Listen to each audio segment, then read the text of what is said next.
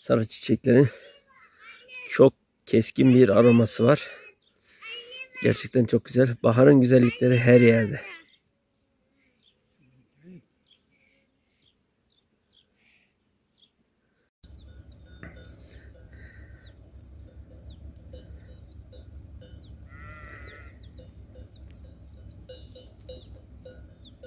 Kayınlar dağdan geliyor arkadaşlar. Gördüğünüz gibi çaylıklardan.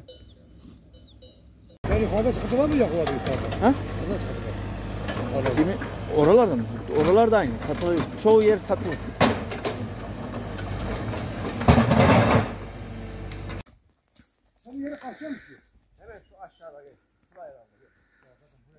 Evet arkadaşlar. Bugün dağ evine özel gündemle geldim.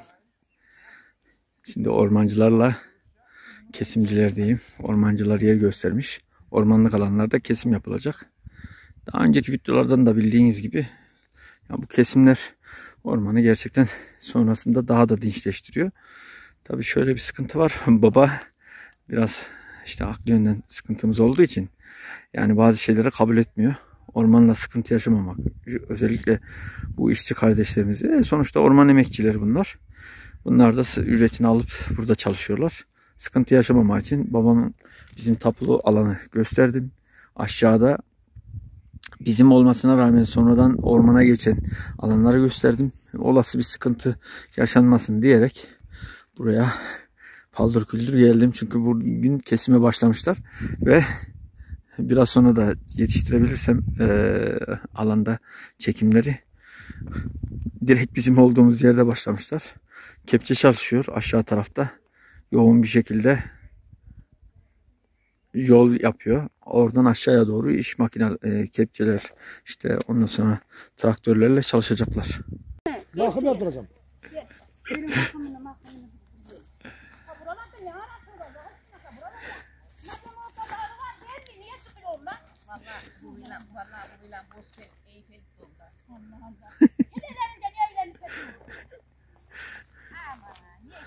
Hudut tantanası başladı.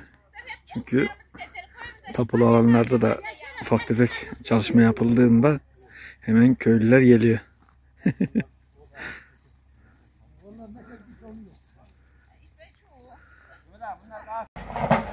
Ya sizi çekmem. çekmem. Kepçe bizim her var. Tamam. Şimdi kepçenin çalıştığı alan bizim devamlı inip yürüdüğümüz alan arkadaşlar. Yani bir yönüyle şuradan yol yapıp dediğim gibi biraz önce çekimde de bahsettim. Bizim evin altına kadar yol yapıyorlar. Ama tabii su yatağı olduğu için yapılsa da sonra su gelirse biz çekime YouTube serüvenine başladığımız süreç boyunca hiç burada bir çalışma olmadı açıkçası. Su akıntısı hiç gelmedi. Ama gelse tekrar dağıtır orayı. Çünkü su yatağı. Ama nedir bizim için iyi olur. Düzgün bir yol olursa, aktif çalışırsa bizim için de verimli olur. Hiç olmazsa traktör gibi arazi araçlarıyla malzeme getir götürümüz olma şansı olur. Bakalım, ustalarla konuştuk. Ustalara bilgi verdik. Babamın durumuyla ilgili telefon numarasını verdim. Alanda bir sıkıntı yaşanmaması için. Çünkü babam biz eve yaparken de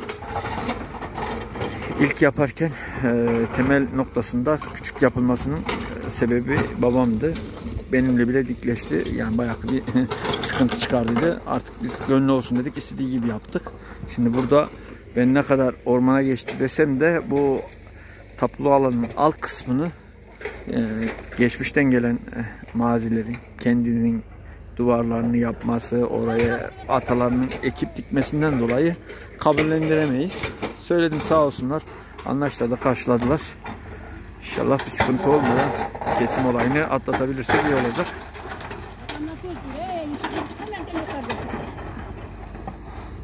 Teyzemi kızdırdılar.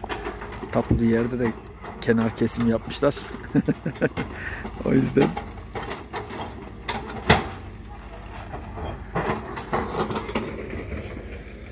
buranın yapılıp düzenlenip yani kesimci abinin dediği gibi Mehmet abimiz yani gençleşecek diyor. Doğru yani gerçekten buralar düzenlenecek. Bir alan açılacak.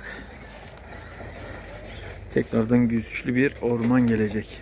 Tabi köylülerin de buralar biz sadece gidip geliyoruz kimse yok gibi ama gördüğünüz gibi burada bir kesim olunca hemen köyden teyzeler geldi. Daha gelecek olanlar arkada. Çünkü bugün ilk günü alanda ormancılar yeri göstermişler. Onlar gitmiş. Ben de mesainin bitmesini bekledim açıkçası. Mesai bitince geldim. Gösterilen yerlerde kesime başlamışlar.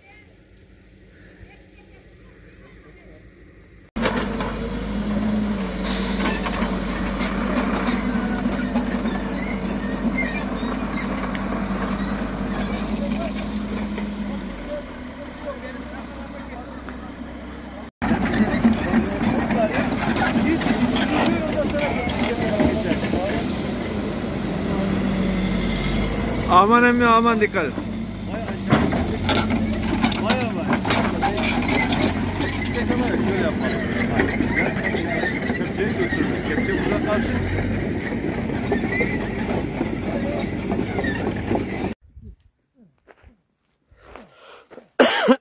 Burada bir çalışma yapılmış. Kepçe girince burada bir düzelmiş ama su kaynağı desem değil. Aşağıda da var bir tane. Ormancılar değildi. Tarla sahipleri yaptırılmış olabilir. Hasan ağamız da burada. En son ormancılarla geldiğimiz gün çekimler yapmıştık. Burada şu gördüğünüz alanda kesim yapıyordu. Sonradan alanın sahipleri gelince kesimi iptal etmek zorunda kalmıştı. Yoncalar kalkmışlar. Ama tabii daha boy yok. Boylanır mı da Allah bilir. Çünkü yağış yok. Ağaçlar burada kaldı. Kesimde o gün tarla sahibi gelince kalan kısım. Evet, kesimciler bugün anladığım kadarıyla yukarı kısımlardalar. Evet. Hadi yukarıdan kepçe sesleri geliyor. Yükseliyor. Arka taraftalar. Bakalım. Oyun ilk gündü. İlk günden sonra geldik. Nedir ne değildir. Bir şeyler yaptılar mı yapmadılar mı alanımızı da görmüş oluruz. Dağ armutlarımız açmış çiçeklerini.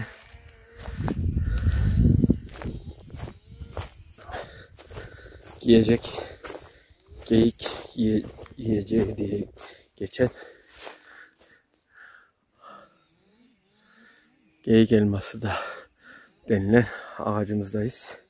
Bunun altından biliyorsunuz sarı kışın bile gelip gittikçe yemişini topladık, yedik afiyetle. Bakalım alanda bir çalışma var mı? Şu bizim yan taraftaki orman alanına girmemişler daha. Buraya kesim yapılacaktı. Buraya başlamamışlar.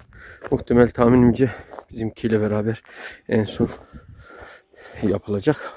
Orman işletme şefimizle görüştüm. Babamın durumlarıyla ilgili de bilgi verdim. Bölge insanı zaten tanıyor. En son noktaya bırakacaklar. Yani çalışmaları biterken bizim o aşağı taraftaki ormanlık alanda kesim yapılacak. Şimdi olası bir risk oluşmaması için bizim olmadığımız zaman da sıkıntı olmasın diye tehir ettirdik.